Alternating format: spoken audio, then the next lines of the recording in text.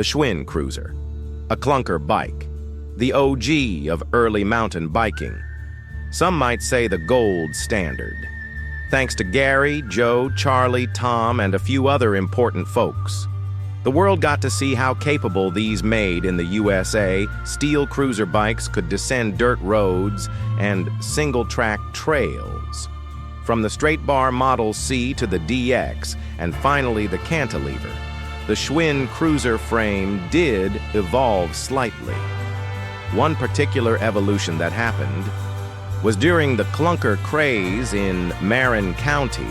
The folks in Chicago wanted to get in on the action.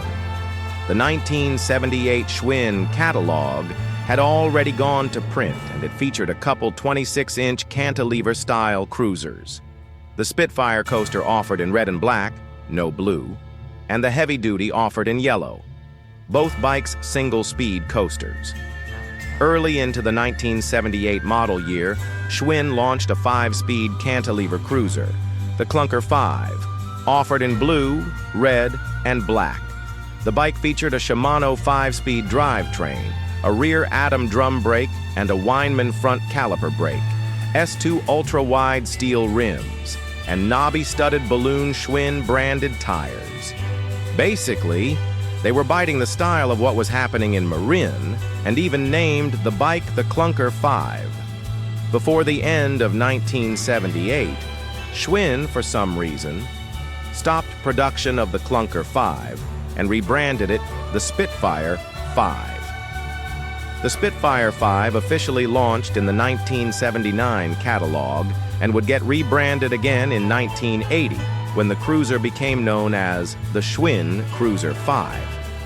The Clunker 5 has become elusive since it was never featured in a Schwinn catalog, and their serial number codes for all Clunker 5s only span from March of 1978 to October 1978, less than a typical model year. If you are lucky enough to have one of these rare unicorns, congratulations. I am going to let YouTuber and classic Schwinn guru Michael Zicopoulos explain how to identify an authentic 5-speed Chicago-made cruiser frame. This is your standard cruiser frame. This frame in particular is kind of interesting. You learn a little something more here. This frame is a 5-speed 8-ton drum brake frame. How do I know that? Well, number one, serial number is 1979, tells me. The sticker here is warning me for the wet rims for a handbrake up front, caliper brake, side pull, some of you call it. It's spaced for a 5-speed wheel, and that's a fender bridge, not a brake bridge. That means this bike came with a drum brake, kind of a rare frame.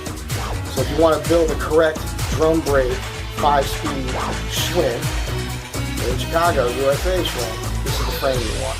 Another thing about Schwinns, made in the USA Schwinns, the head badge is attached with screws. If you see rivets holding your head badge on, not made in Chicago. Got me? You're learning, aren't you? Again, you see a seam down here. You see the pinches at the chain stays and the seat stays. See where the kickstand goes in there. The genuine made in USA Chicago Schwinn. So, let us take a look at this recently purchased Craigslist Schwinn cruiser bike. Step 1. Check serial number and confirm the manufacture date. This one is KP571093, made October 1978. Step 2. It has the yellow caution label, which implies the bike shipped with a front caliper brake. Step 3. Does it have a fender bridge or a brake bridge? Well, it would appear this bike has a fender bridge. Step 4. Taking a look at the rear wheel hub spacing. This bike is slightly wider and is designed to accept a rear drum brake multi-speed hub.